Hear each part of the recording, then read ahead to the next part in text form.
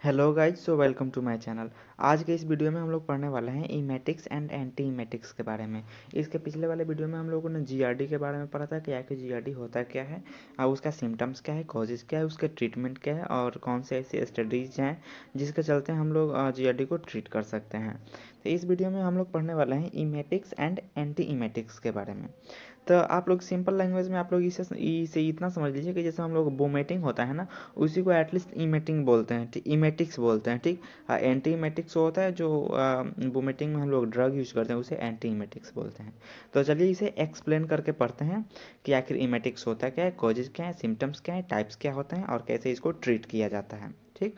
तो अगर आप मेरे चैनल पर नए हैं तो आप चैनल को सब्सक्राइब कर लीजिएगा और वीडियो को लाइक कर लीजिएगा। तो चलिए शुरू करते हैं। तो इसका मेन इंट्रोडक्शन जो पार्ट है, vomiting emesis is the involuntary forceful expulsion of contents of one's stomach through the mouth and sometimes the nose. जो हम लोग का वोमिटिंग होता है या फिर इमेटिक्स होता है, इमेसिस होता है, जो होता है जैसे कि इनवॉलेंट्री, जो कि हम लोग के कंट्रोल में नहीं होता, और फोर्सफुली एक्सपल्सन्स होता है जो कि हमारे स्टोमक के थ्रू माउथ, स्टोमक से माउथ के थ्रू निकलता है या फिर कभी कभी नोज के थ्रू भी निकलता है, जिसे हम लोग अपने सिंपल लैंग्वेज में उल्टी बोलते हैं। और ऐसे ये भी बोल सकते हैं कि नोजिया एंड वोमिटिंग है the protect reflex that help to remove toxic substance from GIT. अगर हम और लोग के जीआईटी के अंदर कोई टॉक्सिक सब्सटेंस है जो कि नहीं होता है कि जो हम लोगों के स्टमक के अंदर नहीं होना चाहिए, वो चला क्या है, तो उसे प्रोटेक्ट करने के लिए, उस चीज़ से प्रोटेक्ट करने के लिए हम लोग क्या होता है, नोजिया होता है और वोमिटिंग होता है। तो ये बेसिकली इसका इंट्रोडक्शन पार्ट हो गया कि आखिर ये इमेटिक्स होता है, कि वोमिटिंग क्या होता है, नोजिया क्या होता है। नोजिया के बारे में तो हम लोगों ने पहले भी पढ़ रखा है। ओके। तो यहाँ पे कुछ मेन पॉइंट आप लोगों को लिखा हुआ है, आप इसे लिखते भी जाइएगा। आप जो नहीं समझ में आए कमेंट बॉक्स में कमेंट कीजिएगा, हम ट्राई करेंगे नेक्स्ट वीडियो में वो चीज़ ना हो, ठीक। यहाँ पर नेक्स्ट पॉइंट है वोमिटिंग सेंटर। जो हम लोग का वोमिटिंग सेंटर मतलब होता है कि आप लोग का हम लोगों के बॉडी के अंदर कौन सा ऐसा पार्ट है जो कि ये वोमिटिंग को कंट्रोल कर रहा है। कोई तो ऐसा पार्ट होगा ना जो कंट्रोल कर रहा होगा। तो ये जो वोमिटिंग सेंटर किसे बोलते हैं, मेडुला ऑब्लंगेटा जो होता है, इसे हम लोग वोमिटिंग सेंटर बोलते हैं, जो कि इसी के थ्रू कंट्रोल होता है। अगर इसी के थ्रू कंट्रोल होता है हम लोग का वोमिटिंग, इसी के थ्रू वोमिटिंग होता है, तो इसके थ्रू ही हम लोग इसे कंट्रोल भी कर सकते हैं। तो कंट्रोल करने का चीज़ तो हम लोग आगे पढ़ेंगे, ठीक। These are two receptor which is stimulate vomiting content, ठीक। जो हम लोग का वोमिटिंग कॉन्टेंट होता है ना, इसको स्टूमुलेट करने के लिए, या फिर ऐसे भी बोल सकते हैं कि हमारे पास दो ऐसे रिसेप्टर हैं जो इसको रेगुलेट करते हैं। एक होता है CTZ, एक होता है NTS, जिसके बारे में हम लोग आगे भी पढ़ेंगे। CTZ का फुल फॉर्म होता है chemo receptor trigger zone. NTS का फुल फॉर्म होता है न्यूक्लियस ट्रैक्टस सॉलिड ट्रैक, क्या है, सॉलिड ट्रिगर। ओके, ये होता है NTS है। ओके। ये हम लोग का जो होता है वोमिटिंग सेंटर में हम लोग का रिसेप्टर प्रेजेंट होता है। इसी के थ्रू हम लोग CTZ और NTS के थ्रू ही हम लोग वोमिटिंग को कंट्रोल कर सकते हैं, स्टिमुलेट कर सकते हैं या फिर बढ़ा भी सकते हैं। अब आप सोचेंगे कि हम बढ़ाने का क्यों बोल रहे हैं।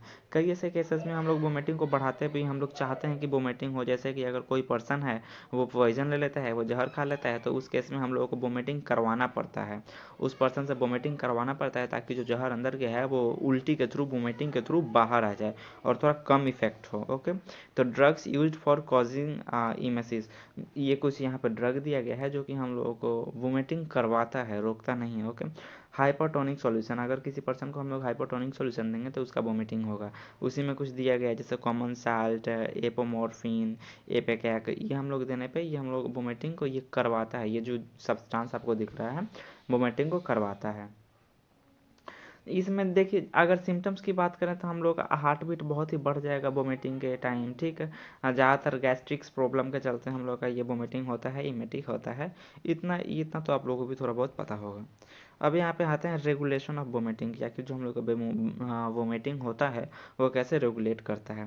तो these are some receptor which regulate the vomiting. यहाँ पे कुछ रिसेप्टर्स के नाम दिए गए हैं जो कि हमारे वोमिटिंग को क्या करते हैं, रेगुलेट करते हैं, आगे बढ़ाते हैं, चलाते हैं या फिर स्टिमुलेट करते हैं। मतलब इन्हीं रिसेप्टर का काम होता है उसमें।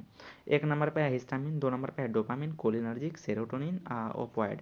ओके। तो अगर आप यूँ समझिए कि अगर ये जो रिसेप्टर दिए गए हैं यही रेगुलेट करते हैं, तो इसका मतलब तो ये भी हुआ ना कि ये हमारे स्टिमुलेट भी कर सकते हैं, इंक्रीज भी कर सकते हैं हमारे वोमिटिंग पावर को। जैसे कि अगर हम ये सब्सटेंस दे रहे हैं तो ये जो रिसेप्टर है क्या करेंगे, इंक्रीज करेंगे वोमिटिंग को।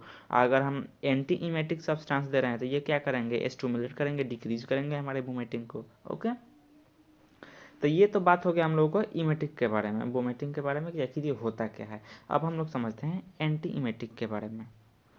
ओके, चलिए यहाँ पे देखिए, अब यहाँ पे आ गए एंटी इमेटिक के बारे में कि these are drugs use to prevent suppress vomiting centre. Anti emetics में कुछ ऐसे ड्रग्स आते हैं जो कि हमारे वोमिटिंग से सेंटर को क्या करते हैं, प्रिवेंट करते हैं या फिर सप्रेस करते हैं। सप्रेस करना मतलब उसको, उसके पावर को काफ़ी ज़्यादा कम कर देना। सप्रेस प्रेस मतलब ऐसा नहीं लगता कि यहाँ पे किसी चीज़ को दबाया जा रहा है, उसको रोका जा रहा है। तो ये तो हम लोग का anti emetics drugs. These drugs have anti मस्कुलिनिक और H1 anti histaminics, D2 antagonist, 5H3 antagonistic action. जैसे कि हमने बताया कि आप लोगों को कि जो हम लोगों का वोमिटिंग होता है उसको रेगुलेट करने के लिए हम लोगों के पास क्या था, रिसेप्टर था, एज था हम लोग का हिस्टामिन। अगर हिस्टामिन रेगुलेट कर रहा है हमारे वोमिटिंग को तो ये रोक भी तो सकता है, इसलिए हम लोग यूज कर रहे हैं क्या, यहाँ पे है H1 एंटी हिस्टामिनिक्स, इसके लिए यूज कर रहे हैं। उसी तरह डोपामाइन, तो डोपामाइन ब्लॉकर को यूज कर सकते हैं एंटीमेटिक्स ड्रग में। सेम उसी तरह कोलिनर्जिक एजेंट्स हम लोग का जो कि रेगुलेट कर रहा था हमारे वोमिटिंग को, तो उसको वोमिटिंग को रोकने के लिए एंटी कोलिनर्जिक एजेंट यूज कर सकते हैं। ठीक, इसी तरह हमारे यहाँ पे कुछ रिसेप्टर्स दिए गए हैं, वही रिसेप्टर्स के थ्रू हम लोग इसके ड्रग्स को क्या करते हैं, काउंट करते हैं। तो यहाँ पे क्लासिफिकेशन ऑफ ड्रग्स दिया गया है, कौन कौन से क्लास के ड्रग्स हैं जो कि हमारे वोमिटिंग सेंटर को क्या करते हैं, रोकते हैं। ओके, तो चलिए देखते हैं।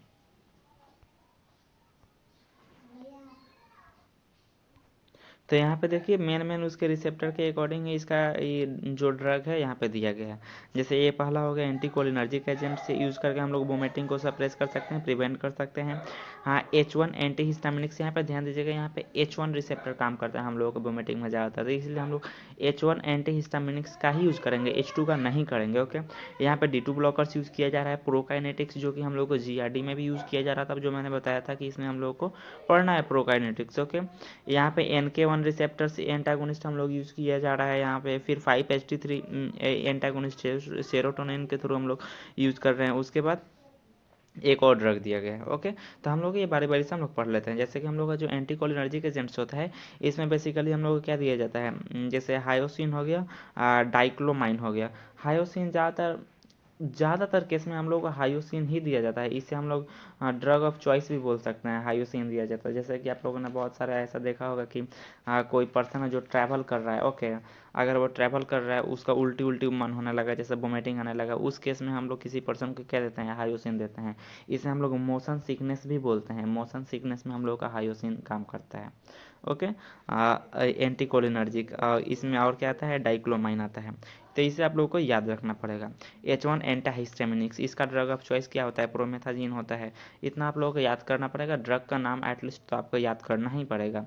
H2 एंटाहिस्टामिनिक्स में आपका प्रोमेथाजीन आता है, डाइफेनहेड्रामाइन आता है, मैक्लिजिन आता है। सेम उसी तरह इसके पिछले वाले वीडियो में हम लोगों ने पढ़ा था H2 ब्लॉकर्स के बारे में, उसमें आप लोगों ने पढ़ा था रानिटिडिन, सिमेटिडिन, ये सब तो इतना आप लोगों को तो याद करना ही पड़ेगा। उसके बाद न्यूरोलेप्टिक्स, D2 ब्लॉकर्स में आप लोग D2 ब्लॉकर्स जो हम लोग का रिसेप्टर होता है न्यूरोलेप्टिक्स, उसको ब्लॉक करके हम लोग वोमिटिंग को सप्रेस कर सकते हैं। तो इसमें हम लोग कौन कौन सा ड्रग यूज करते हैं, यहाँ पे क्लोरप्रामाजाइन हो गया, प्रोक्लोरप्रामाजाइन हो गया, हेलोपेरियोडोल हो गया। ये हम लोगों का जो होता है ये D2 ब्लॉकर्स होता है, जिससे कि हम लोग हाँ वोमिटिंग को क्या कर सकते हैं, रोक सकते हैं। इसके बाद आता है प्रोकाइनेटिक्स। प्रोकाइनेटिक्स में जो ड्रग आता है ये भी आप लोग देख लीजिए, जिसे मोसाप्राइड हो गया, डोमपेरिडोन हो गया, मेटोक्लोप्राइड हो गया। ओके, NK1 रिसेप्टर्स में हम लोग का आता है एप्रिप्रेंट्स, हम लोग का मेन ड्रग आता है जो कि ज़्यादातर केस में यूज़ किया जाता है। 5HT3 एंटागोनिस्ट, ये बेसिकली हम लोगों का जो हम लोग HT3 रिसेप्टर्स होता है वो हम लोग का स्टोमक में वर्क करता है। ठीक, इसीलिए हम लोग उसके एंटागोनिस्ट का लेंगे। ओंडासेट्रॉन, ग्रेनिसेट्रॉन। ओंडासेट्रॉन बेसिकली ज़्यादातर केस में यूज़ किया जाता है, इतना आप लोगों को तो थोड़ा बहुत याद करना ही पड़ेगा। ठीक, उसके बाद आता है एडजुवेंट एंटी इमेटिक्स, इसमें आप लोगों का डेक्सामेथासोन आता है। डेक्सामेथासोन भी बहुत ही इंपॉर्टेंट ड्रग होता है जो कि यूज़ किया जाता है बहुत ही ज़्यादा केस में। ठीक, तो चलिए इसमें हम लोग एक्सप्लेनेशन में चलते हैं कि हम लोगों का जो एंटी कोलिनर्जिक एंटीमाइमेटिक है, H1 एंटी हिस्टामिनिक्स है, ये बेसिकली वर्क कैसे करता है हमने तो अभी ऐसे ही इसे पढ़ लिया कि ये इसका क्लासिफिकेशन होता है। अब इसको हम लोग एक्सप्लेन करके पढ़ते हैं। ओके, तो explanation of every class of drug. तो जो हम लोग का एंटीकोलिनर्जिक ड्रग आता है, यहाँ पे देखिए एंटीकोलिनर्जिक ड्रग में क्या आता है, हायोसिन आता है और उसके बाद डाइक्लोमाइन आता है। ओके, तो यहाँ पर जो हायोसिन होता है, hyoscine is the drug of choice to prevent motion sickness. जैसा कि हम लोगों ने बताया, जैसा कि हमने ऊपर ही आप लोगों को बताया था कि ये क्या बोलते हैं, ड्रग ऑफ चॉइस होता है हम लोग का हायोसिन। ज़्यादातर केस में मोशन सिकनेस में दिया जाता है। जैसे कि अगर कोई पर्सन ट्रैवल कर रहा है, अगर उस केस में उसको वोमिटिंग हो रहा है और नहीं होना चाहिए वोमिटिंग, उस केस में हम लोग हायोसिन देते हैं। Okay, act by blocking conduction of nerve impulse across the cholinergic link. अब जैसे कि हम लोग अगर एंटी कोलिनर्जिक एजेंट्स के यूज़ कर रहे हैं तो बेसिकली ये वही काम करेंगे, जैसे कि कोलिनर्जिक रिसेप्टर को क्या करेगा, ब्लॉक कर देगा, उसका जो लिंक है, उसका जो पाथवे है उसको क्या करेगा, ब्लॉक कर देगा, तब जाकर वोमिटिंग सेंटर पे इफेक्ट करेगा और जो हम लोग का वोमिटिंग होगा वो रुक जाएगा या फिर डिक्रीज होने लगेगा। Other drugs use in motion sickness are. अगर बात करें कि हम लोगों के मोशन सिकनेस में और कौन से ऐसे ड्रग्स हैं जो कि यूज़ किए जाते हैं, तो यहाँ पे डाइक्लोमाइन हो गया, प्रोमेथाजीन हो गया और साइक्लोजीन हो गया। ये बेसिकली हम लोग क्या होता है, मोशन सिकनेस में क्या होता है, वर्क करता है। ओके, तो अब हम लोग पढ़ते हैं anti histaminics, H1 antagonist. Okay, थोड़ा आगे बढ़ा लें इसको, चलिए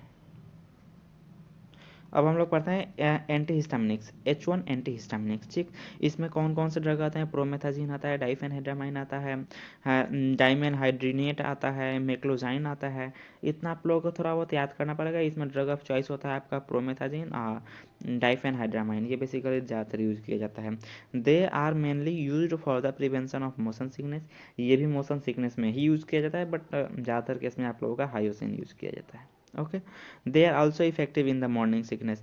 ये जो हम लोगों का ड्रग होता है H1 एंटी हिस्टामिनिक्स, ये बेसिकली मॉर्निंग सिकनेस में भी इफेक्ट करता है। अब आप बोलेंगे कि मॉर्निंग सिकनेस क्या है। जब कोई लेडी प्रेग्नेंट होती है ना, तो प्रेगनेंसी के 3 मंथ पहले जो उल्टी आता है ना, जो वोमिटिंग होता है, उसमें जो ड्रग दिया जाता है वो H1 एंटी हिस्टामिनिक्स ही दिया जाता है। जैसे प्रोमेथाजाइन दिया जाता है और डाइफेनहाइड्रामाइन दिया जाता है। ओके, एंटी हिस्टामिनिक्स अब यहाँ पे आप लोग देख लीजिए, जो प्रोमेथाजीन है वो कैसे वर्क करता है, प्रोड्यूस ड्राई माउथ और इरिटेशन, ये प्रोड्यूस करता है, प्रोमेथाजीन होता है।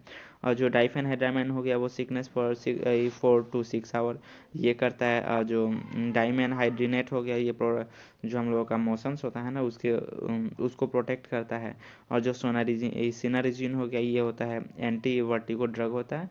बेसिकली ये हम लोग ऑब्जेक्टिव्स में पूछा जाता है कि एंटी वर्टिगो, या फिर आप लोगों को 4 ऑप्शन दे देगा और उसमें से आपको पूछेगा कि एंटी वर्टिगो ड्रग क्या होता है, तो आप लोगों को मालूम होना चाहिए सिनारिजिन होता है, जो कि हम लोग का H1 एंटी हिस्टामिनिक्स में आता है। ओके, इसके बाद हम लोग पढ़ेंगे न्यूरोलेप्टिक्स। ठीक, D2 ब्लॉकर्स। अब यहाँ पे समझते हैं कि हम लोग का D2 ब्लॉकर्स आखिर होता क्या है। आप देखिए न्यूरोलेप्टिक्स, जो कि हम लोग का यहाँ पे आप लोगों को हम समझाने वाले थे। अच्छा चलिए इसको समझिए, न्यूरोलेप्टिक्स, इसमें जो ड्रग्स आता है जैसे कि क्लोरप्रोमाजाइन आ गया, प्रोक्लोरफेराजाइन आ गया, हेलोपेरिडोल आ गया, ये हम लोग का बेसिकली D2 ब्लॉकर्स होता है। ड्रग्स का नाम एटलीस्ट आपको थोड़ा बहुत तो याद करना ही पड़ेगा। ठीक, है broad spectrum anti emetic action. जो D2 ब्लॉकर्स होते हैं ज़्यादातर केस में पावरफुल होते हैं हम लोग के एंटी इमेटिक्स एक्शन में। Act by blocking D2 receptor in CTZ। अगर हम लोग के ये जो D2 ब्लॉकर्स होते हैं CTZ में जो प्रेजेंट होते हैं D2 रिसेप्टर, उसको क्या करते हैं, ब्लॉक कर देते हैं। उसके थ्रू अपना एक्शन जो होता है वो शो करते हैं। और इसमें जो हम लोग का मेन ड्रग आता है वो होता है प्रोक्लोरपेराजिन। ओके, चलिए